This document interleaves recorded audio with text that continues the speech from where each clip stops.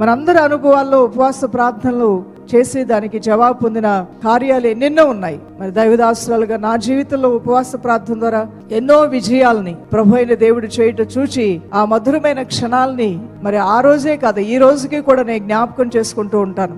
ఒక నరుడు మాట్లాడే మాటను మరొక నరుడు వినటం గొప్ప విషయమేమి కాదు, కానీ మనం మాట్లాడుతుంటే సృష్టికర్త అయిన దేవుడు మనకి జవాబు ఇవ్వటం గొప్ప విషయం అయి ఉన్నది.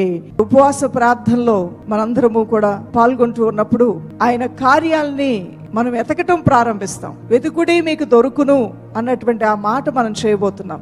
దేన్ని వెతుకుతాం? దొరికేదాన్ని వెతకం కదా. మరి వెతకాలంటే దొరకంది ఏదో ఉంది, దాన్ని వెతకాలి. ఈ రోజున నీ జీవితంలో నీ శక్తి ద్వారా, నీ సామర్థ్యం ద్వారా, నీ వల్ల కాంది ఏదో ఉంది.